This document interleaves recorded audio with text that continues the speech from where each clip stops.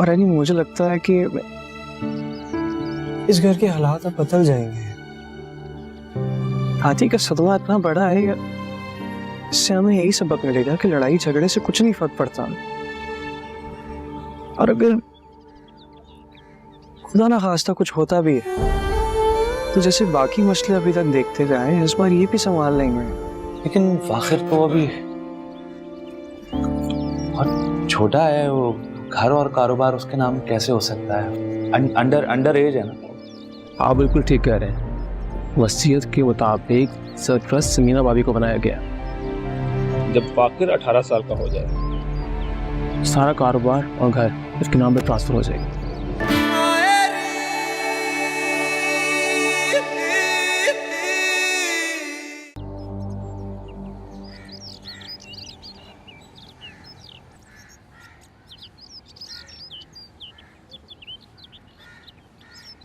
Hello, अस्सलाम वालेकुम Shafi uncle.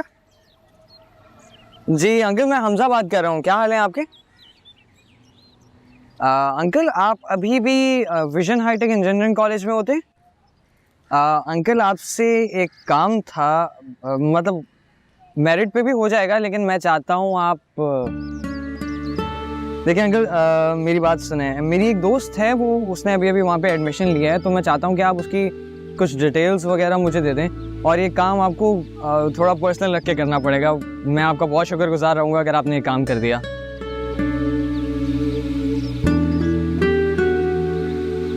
चलें, सही है। Thank you so much uncle. अल्लाह हाफिज़।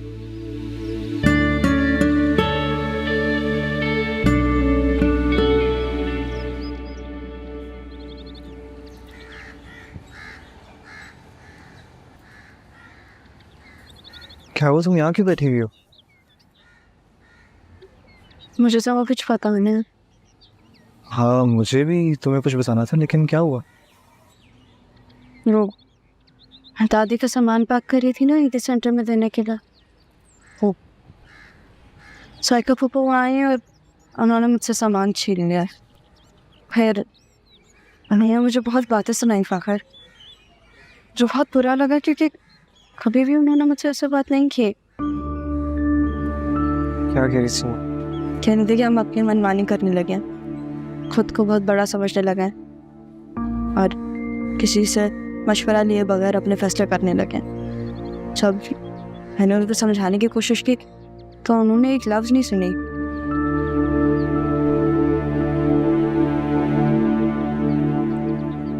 यानी इतने मसाइल जो हमने झेले हैं, जो भी चीज़ें हमारे साथ हुई इस वक्त में, उसके बाद सिर्फ एक खुशखबरी हमारे हिस्से में आई है।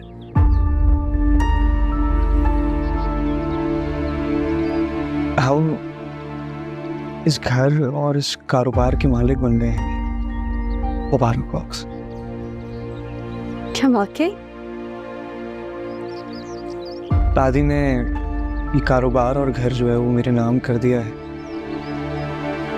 जब तक मैं 20 साल का नहीं हो जाता हूँ तो यहाँ को जो है वो मेरा सरपरस्त बना है। यानी रोज रोज की चिक चिक से हम बच जाएंगे। अब जो भी मसले मसाइल है, जो भी चीज़ें कोई दोबारा नहीं हो। हाँ, अच्छी बात है फाहिर, बहुत ज़्यादा अच्छी बात है, लेकिन इस खबर के साथ कि तुम उन सारी चीज़ों के मालिक बन गए हो, जैसा लगता है कि तूफान भी आएगा। अब्बा, राहिला आंटी, साइका पुप्पो, फराज पुप्पा, क्या ये सब तुम्हें इतनी आसानी से इन सारी चीज़ों का मालिक बनने देंगे? मुझे तो लग रहा है कि आप इस घर में पहले से ज़्यादा मसाइल खड़े हो जाएंगे। अल्लाह मालिक है।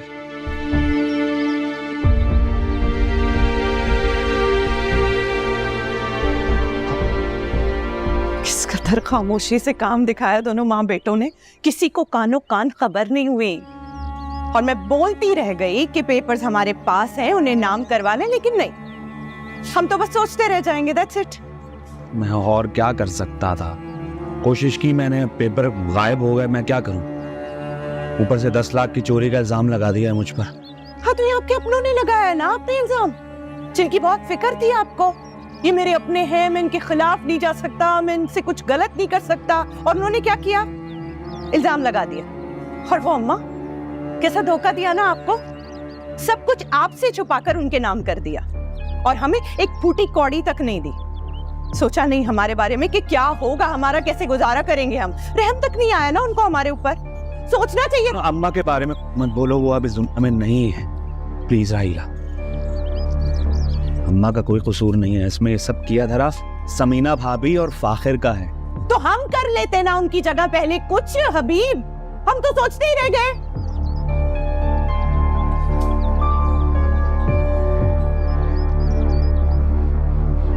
सॉरी यार, गुस्सा आ जाता है। तुम्हारा कोई हक छीनता है ना तो खून खौल उठता है मेरा। समीना भाभी और फाखिर अगर जहीर भाई के बीवी बच्चे नहीं होते तो मैं जो करता इनके साथ वो दुनिया देखती।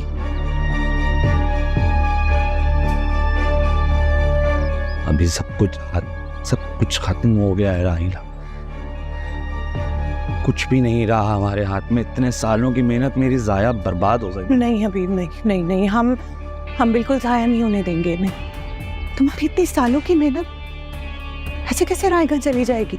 आप क्या कर सकते हैं? हम कर क्या सकते हैं? हम कर सकते हैं, बहुत कुछ कर सकते हैं। अभी हमें स्ट्रैटेजी चेंज करनी पड़ेगी। हाँ समझो, तो थोड़ा नरमी से पेश आना होगा समीना भाभी के साथ। उन्हें लगे कि हम राजी हैं हमसे, वो खुश हैं उनकी खुशी में।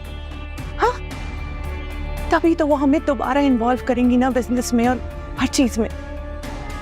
तो इससे क्या होगा? क्या इससे? कारोबार तो निकल गया हाथ से, गया कारोबार। जैसे गया है ऐसे वापस भी आ सकता है।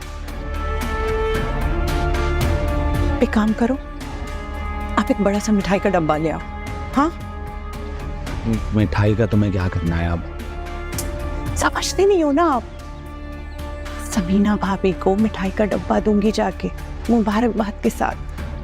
हाँ, अभी कभी कभी ना दुश्मन को मीठे जहर से मारना पड़ता है। हम उन्हें बताते हैं कि हम उनके साथ हैं। हाँ, लड़ झगड़ के तो वैसे ही कुछ हासिल नहीं होना है ना। कम से कम उनसे राजी हो के उनकी हाँ में हाँ मिला के उनके कारोबार में तो घुस सकते हैं। फिर शायद हमारा मकसद पूरा हो सके। अब मिठाई तो लाओ ना, मैं करती हूँ कुछ।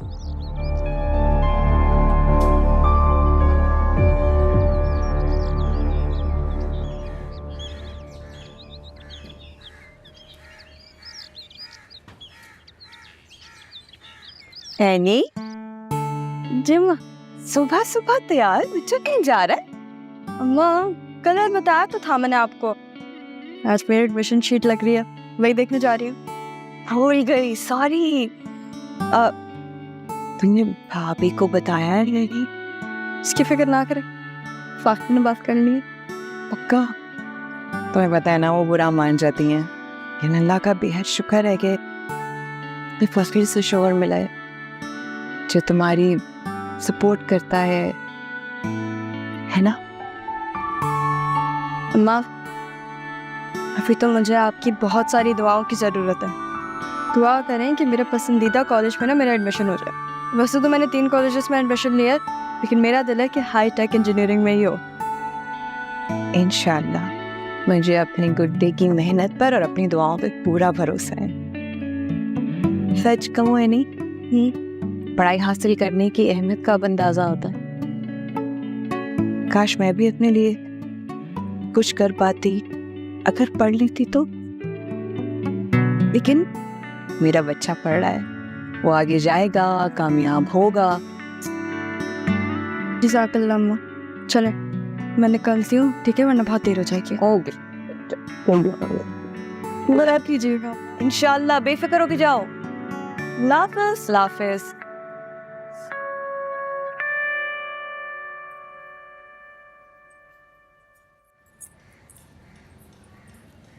अरे तुम कहाँ रह गई थी? इतने काम पड़े हुए हैं, जरा आ जाओ जल्दी से, मेरे साथ हाथ बटवा दो। बाहर काम कर रही थी जीजी, बोले कोई काम था बता देती। अरे खाना बनाना है, अब ये सब शोर मचाना शुरू कर देंगे। भूख लगी है और 10 काम और पड़े, जरा जल्दी से ये सब्जी करवा दो मेरे साथ। वैसे भाभी मुबारक हो है, फाखिर के नाम हो गया घर और कारोबार। तो किसी को तो खुशी हुई, वरना सब तो यहाँ मुंह बनाकर बैठे हैं। अरे मुझे तो वाकई बहुत खुशी हुई। अब देखे ना, औरत के नसीब से आदमी की नसीब और रास्ते सब खुलते हैं। मेरी ऐनी फाखिर की जिंदगी में गई, घर के भी रास्ते खुल गए। अच्छा, अगर ये मंतक दुरुस्त है तो फिर तो ज़हीर को जो कुछ भी मिला वो मेरी किस्मत से मिला ना। बिल्कुल। और हबीब को कुछ नहीं मिला तो वो तुम्हारी किस्मत का हुआ, है ना। अरे मैं नहीं मानती इन बातों को, मजाक कर रही हूँ मैं। लो, ये क्या बात हुई कि आदमी काहिल हो, अपनी जिम्मेदारी ना उठाए तो वो सब कुछ डाल दो औरत के खाते में, उसके नसीब पे। अरे मैं मजाक कर रही हूँ कसम से। अच्छा बताए क्या बनाना है?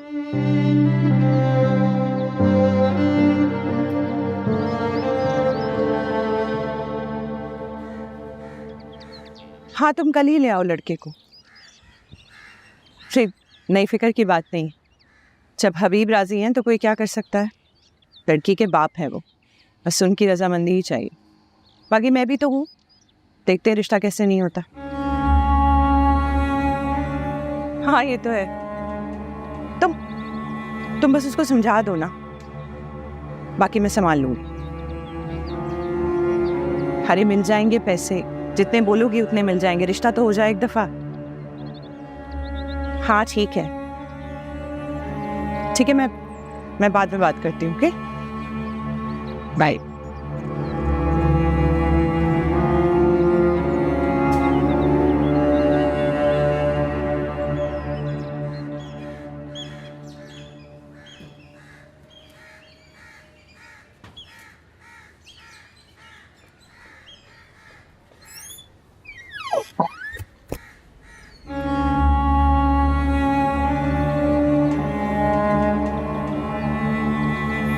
भाभी मिठाई लाई थी आपके लिए।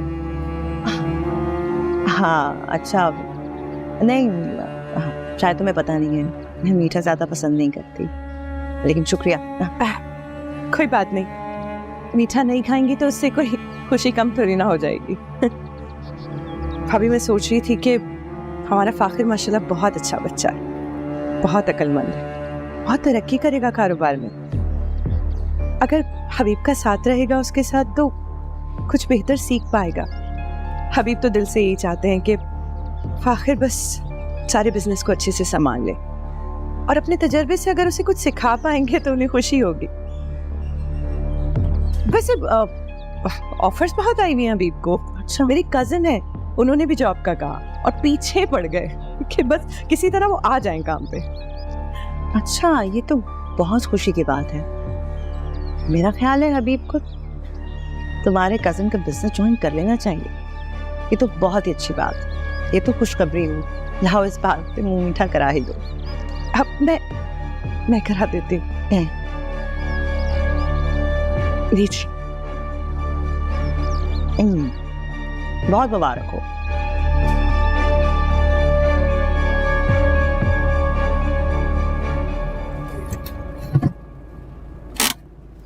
तो आ गया तुम्हारा पसंदीदा कॉलेज, जिसकी तुमने प्रिंसिपल बनना है आगे जाके। आके तो खोलो। हाँ सॉरी, वो दुआ मांग रही थी। हो जाएगी यार तुम्हारी दुआ कबूल इंशाल्लाह। और मुझे इतना भी पता है कि जब तुम वापसी आ रही होगी तो तुम हंसती खेलती मुस्कुराती ही आ रही होगी। थैंक यू फाखिर, मेरा हौसला बढ़ाने के लिए। मुझे बहुत डर लग रहा है। डर लग रहा है? क्यों लग रहा है? तुम्हारे ग्रेड्स अच्छे हैं, फाइल अच्छी है, तो एडमिशन हो जाएगा आराम से। फाखिर ये बहुत अच्छा कॉलेज है। जो बच्चे मेरिट पे होते हैं उन लोग को भी एडमिशन बहुत मुश्किल से मिलता है क्योंकि सीट्स लिमिटेड है। हाँ मेरे नंबर्स अच्छे हैं लेकिन शायद ना मिले। बस तुम दुआ करो कि प्री इंजीनियरिंग की डिग्री मैं यहीं से ही हासिल करूँ। तो क्यों नहीं करेंगे भाई, बिल्कुल करेंगे। जब बुजुर्गों की दुआएं आपके साथ हैं तो बिल्कुल होगा, हमारी हर दुआ कबूल होगी। बस एक मेरे साथ जो मैं प्रॉमिस करता हूँ तुम, वही है कि जब अगर एडमिशन मिल जाए तो बस वो पिज़्ज़ा तुम्हें खिलाना चाहिए। मुझे क्यों खिलाना चाहिए? ट्रीट तुम्हारी बनती है अगर चीज़ अच्छा हो तो जाए। चलो जाओ। वेट करो।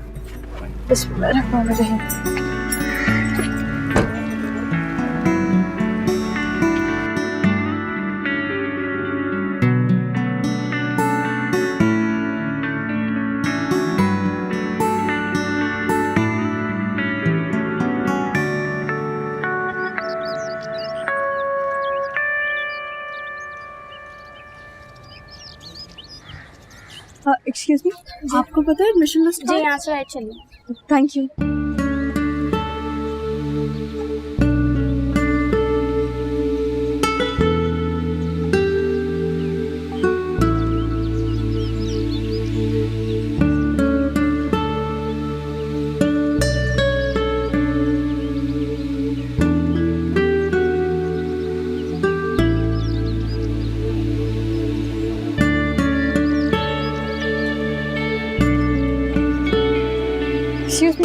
Excuse me.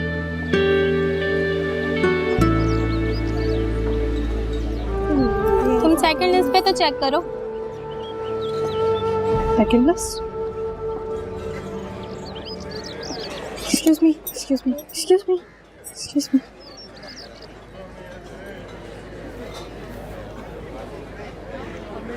कर तो लेना अभी। मेरा नाम आ गया। Yes. मेरा नाम आ गया।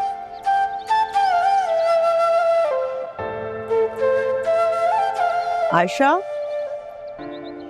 अरे तुम यहाँ पे बैठी हो? वो अभी किचन के इतने काम बाकी हैं, वो नहीं किए?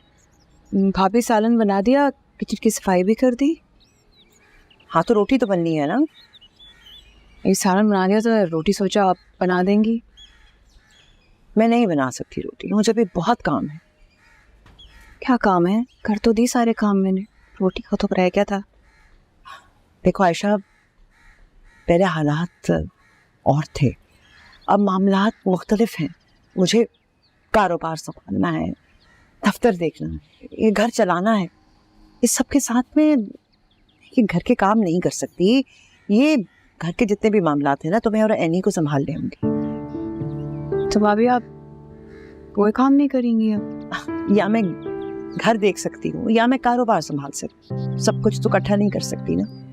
हाँ, अभी फ़ोन आया मुझे दफ्तर से, अभी जाना है मुझे। वो कोई दस्तखत करा लें किसी अथॉरिटी लेटर पर, पता नहीं कब वापस आऊंगी। 10,000 चीज़ें हैं, तुम समझ रही हो ना मेरी बात? जल्दी से रोटी बना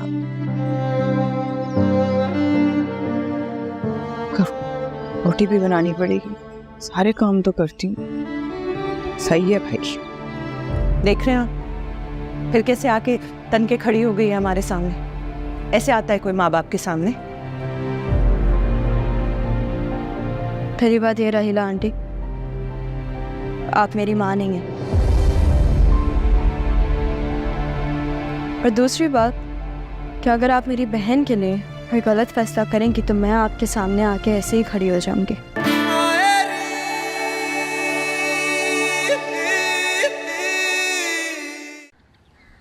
तुम हिम्मत नहीं हारोगी।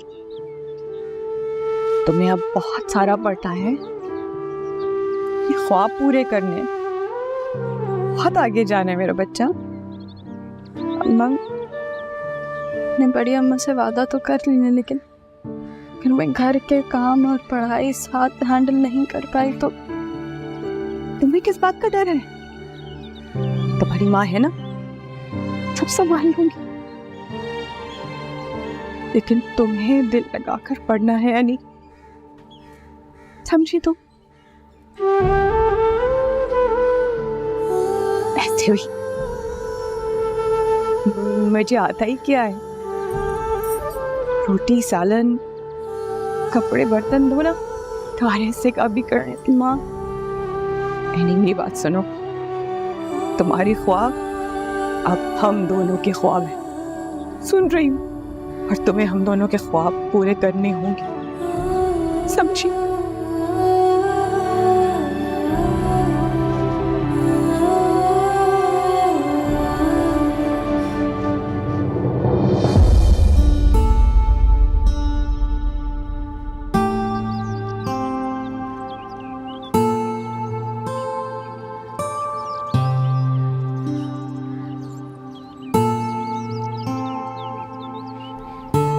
आ जाए भाई, आराम से अपना ही घर समझे। आइए आइए।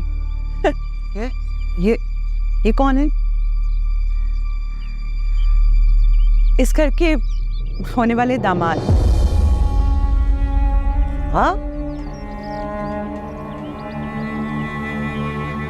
भी तो बताया समीना भाभी, इस घर के होने वाले दामाद हैं। तुम्हारा दिमाग खराब हो गया है क्या? ये क्या तमाशा लगाया हुआ है तुमने? तमाशे की क्या बात है? अब आपकी तो कोई बेटी है नहीं, और फहमी और साइका की भी शादी हो गई है, तो फाइजा के लिए रिश्ता लेकर आए हैं। मेरे और हबीब के होने वाले दामाद हैं। ऐसी बातें कर रही हो तुम?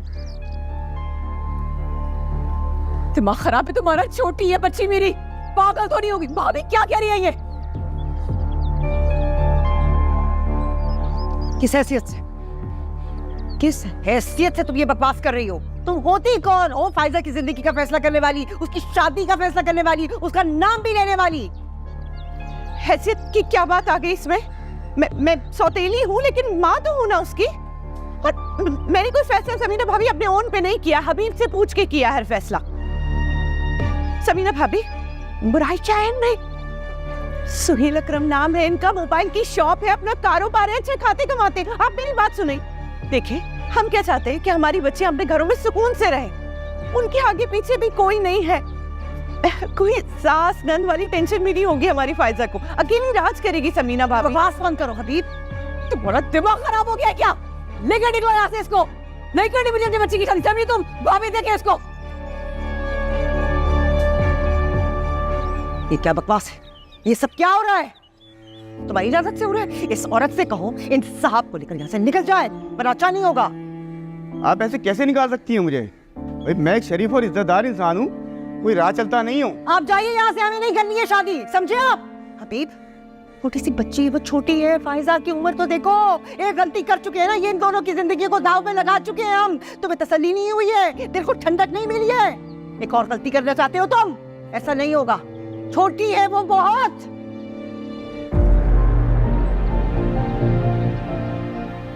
छोटी है तो क्या हुआ? मैं बच्चियों की जिम्मेदारी जितनी जल्दी निमट जाए उतना बेहतर रहता। मैं खुद भी यही चाहता हूँ कि बस अब्बा बस, सी जिंदगी दाव पर लगा कर आपके दिल में ठंडक नहीं पहुंची जो आप फायदा के साथ भी यही करना चाह रहे हैं।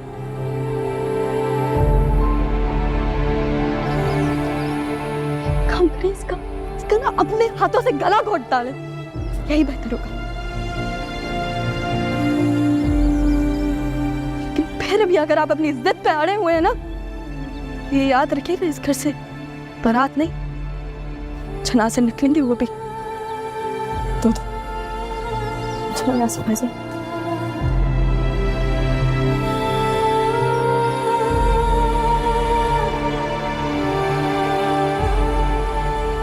बेशर्म हो तुम।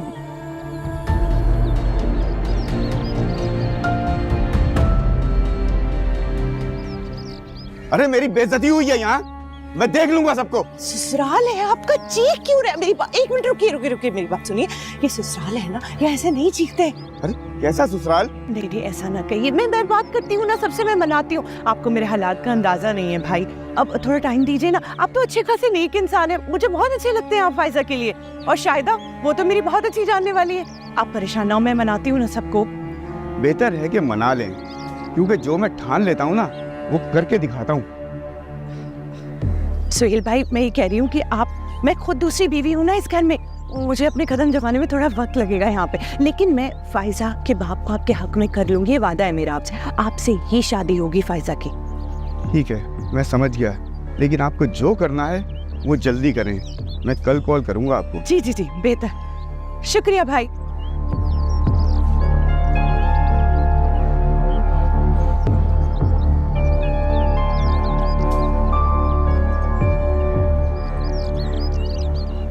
फायजा तुम रोना तो बंद करो, तुम्हें किसी बात से डरने की जरूरत नहीं है, मैं हूं ना तुम्हारे साथ। नहीं कैसे ना डरो, नहीं अब्बा मेरी शादी करवा देंगे उससे, मुझे नहीं करनी शादी। ऐसा कुछ भी नहीं होगा फायजा। नहीं अब्बा ने तुम्हारी शादी करवाई थी ना, रोकने की कोशिश की थी ना, और नहीं आखिर तुम तो यहाँ रहती हो फाकिर के साथ, मेरा क्या होगा? मुझे तो घर से निकाल देंगे। मैं यहाँ थोड़ी ना रहूंगी, मैं अकेली हो जाऊंगी वहाँ पे, मुझे शादी नहीं करनी। मेरी तरफ देखो फायजा, मेरी तरफ देखो फायजा, मैं तुमसे वादा करती हूँ कि मैं तुम्हारी शादी नहीं होने दूंगी, नहीं होने दूंगी मैं तुम्हारी शादी। तुम कुछ नहीं कर सकती है नी, करवाई थी ना मैंने तुम्हारी शादी, जबरदस्ती रोकने की कोशिश की थी ना, नहीं रुके वो। इसी तरह मेरी भी शादी करवा देंगे वो, मुझे नहीं करनी शादी, नहीं करनी। मेरी बारी में बात अलग थी, क्योंकि मेरी बारी में सारे घर वाले एक तरफ थे, तुम्हारी बारी में सारे घर वाले खड़े हैं ना तुम्हारे सपोर्ट के लिए। तो मना लेंगे उन सबको, और अगर नहीं भी माने तो को क्या फर्क पड़ता है, वो तो करवा देंगे मेरी शादी उससे। मैं पढ़ना चाहती हूँ, मुझे शादी नहीं करनी। फैजा, कोई तुम्हारे सपोर्ट के लिए खड़ा हो या ना खड़ा हो, मैं हूँ ना तुम्हारे लिए। मैं तुम पे जुल्म नहीं होने दूंगी, मैं तुम्हारी शादी नहीं होने दूंगी फैजा, मैं तुम्हें बता रही हूँ। हाँ हाँ, नहीं मैंने शादी नहीं करनी।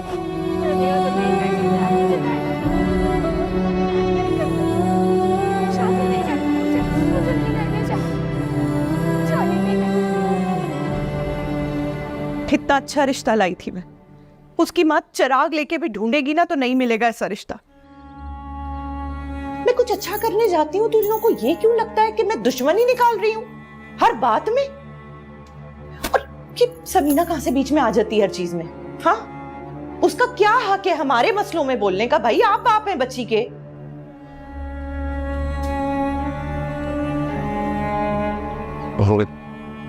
तुमने तो देखो तुमने क्या किया है, ऐसे ही लाके तुमने उस लड़के को खड़ा कर दिया सबके सामने। मुझसे एक दफा मिलवा तो देती उसे, मैं पहले से घर में बात करके रखता। इस तरह थोड़ी होता है। मतलब मेरी वजह से हुआ? आप जो खामोश रहते हैं ना, उसकी वजह से होता है ये सारा कुछ। छोटी बच्ची आके मेरे सामने खड़े होके मुझसे बदतमीजियां करके चली जाए, धमकियां दे रही है मुझे कि फायजा की शादी नहीं होने देगी। बुलाए इधर, जलील करे थोड़ा से। बुलाने की जरूरत नहीं हो, खुद आ गई हूँ मैं।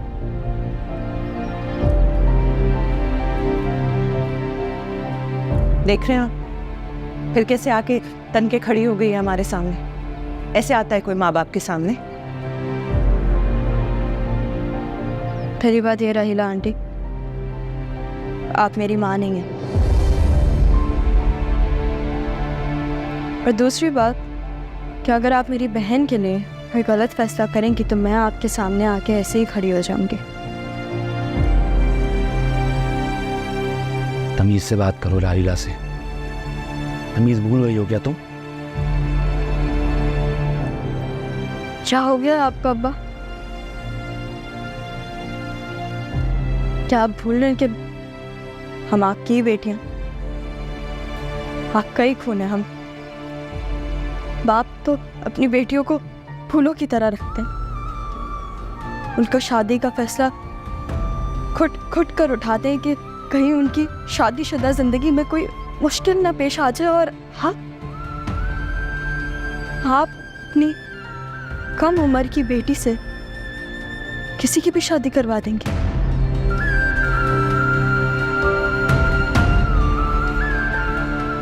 ऐसा कैसे कर सकते हैं आप अब्बा?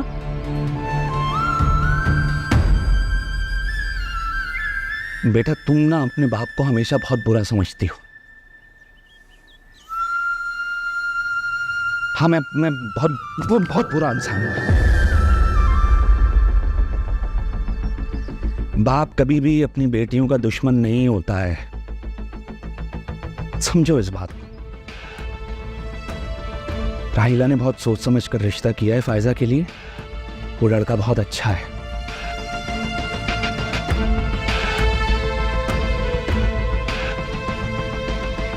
और जहां तक ये बात रही कि उसकी उम्र छोटी है, तो तुम्हारी भी तो छोटी उम्र में शादी हुई थी ना यानी?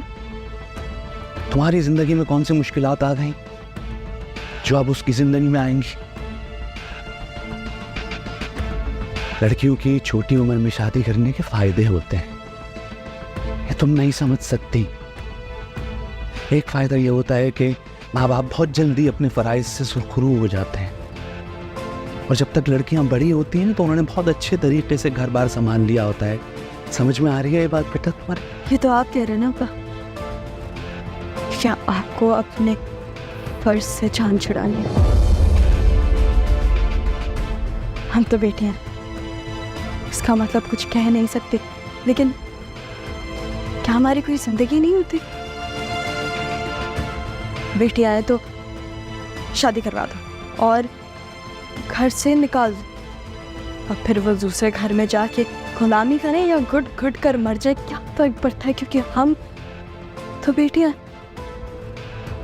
अपने लिए जिंदगी जीना भूल जाते हैं। हम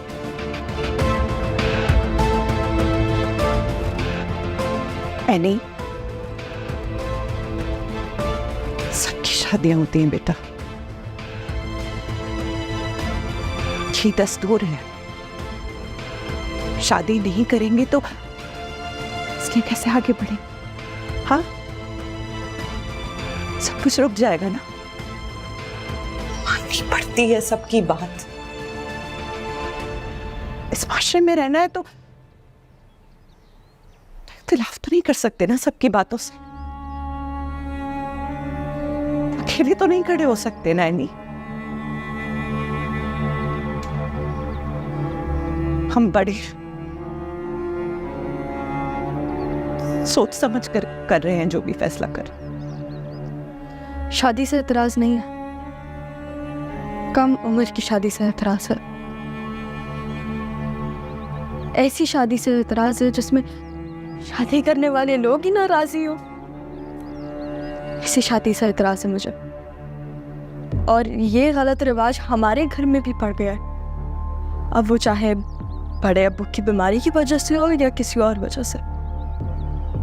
अब बस ज़रूरी नहीं है कि हम ये गलत रिवाज कायम रखें। फायजा अभी छोटी है, उसको पढ़ने दें, उसको अपने ख्वाब पूरे करने दें। आप लोग उसकी 10 साल में शादी करवा देगा, या 5 साल में, या 2 साल में, या फिर उसकी शादी कल करवा देगा, लेकिन तब उसकी शादी करवाएगा जब वो खुद राजी हो, खुद कहे मुस्कुराते हुए कि हाँ अब्बा ठीक है, करवा दे मेरी शादी, ताकि जब उसको कुछ भुगतना पड़े ना तो वो अपने फैसले भुगते, किसी के थोपे हुए फैसले ना भुगते। वो एक लड़की है, वो इंसान है, जानवर नहीं है कि उसे जा हाँक दे वह चली जाए। वो पैदा किया है आप लोगों ने, हाँ, लेकिन इसका मतलब ये नहीं है कि आप लोग अपने फैसले उस पे मुसल्लत करेंगे। तुम कौन होती हो ये फैसला करने वाली? मैं बाप हूं फायजा का। मैं बड़ा हूं। मैंने दुनिया देखी है ज्यादा ना। तुम छोटी हो, तुम ये फैसला नहीं कर सकती। मैं करूंगा ये फैसला। मुझे पता है क्या सही है क्या गलत है। ये मुझे पता है क्योंकि मैं बड़ा हूं, मैं बाप हूं। ठीक कह रहे हैं आप बाप, आप बिल्कुल ठीक कह रहे हैं। छोटी हूं मैं और आप बड़े, लेकिन अब्बा जब बड़ों के फैसलों में गलतियां निकल आती है ना तो छोटों को फैसलों करने का इख्तियार अपने हाथों ले लेना चाहिए, है ना?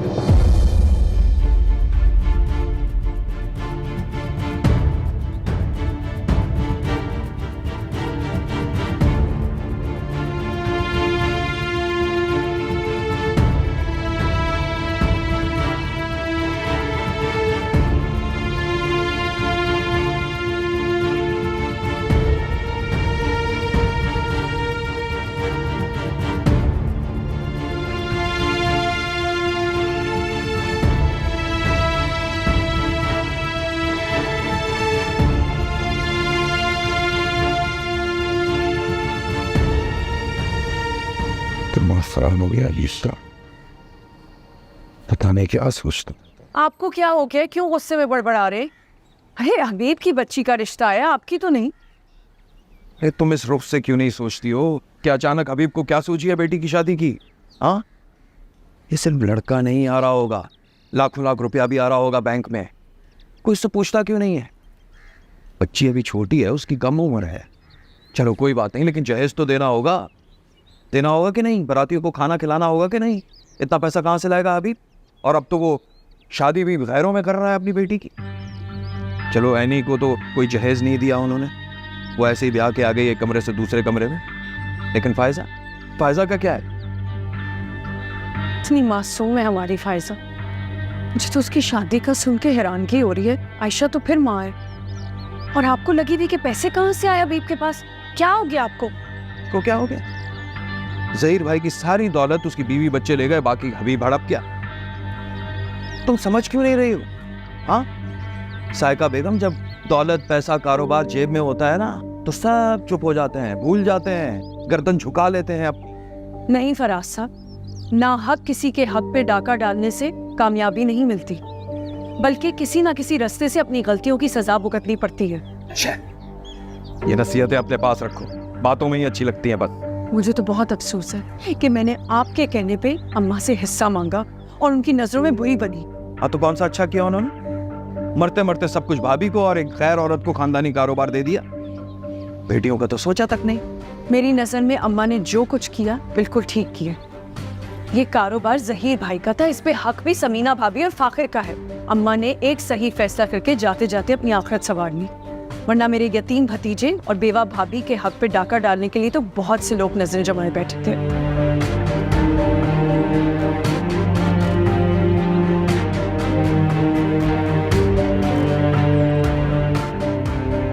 बहुत पछताओगी सायका बेगम। ज़माना जिस रफ्तार से चल रहा है तुम जानती नहीं हो। वो दिन दूर नहीं है जब तुम्हारी बेचारी भाभी और भतीजा हमें हाथ से पकड़कर इस घर से बाहर कर देंगे।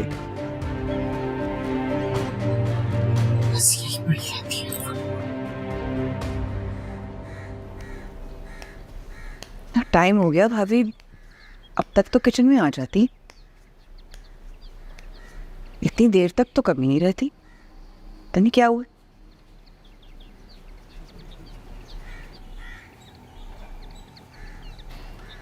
जाकर देखती हूँ कि खैरियत तो है।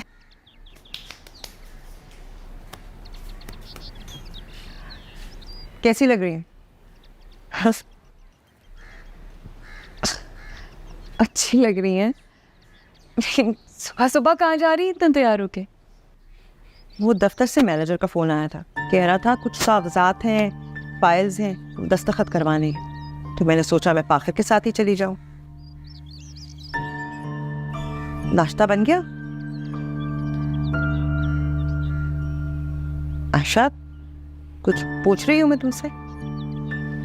जी भाभी, इसके क्या हो गया?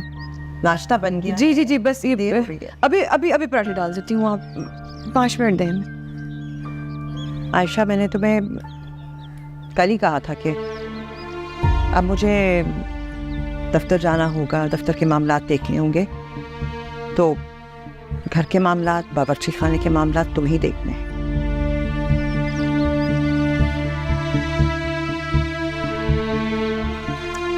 देर हो रही है, मुझे नाश्ता जल्दी बना दो, मैं फाखिर को देखती हूँ। फाखिर,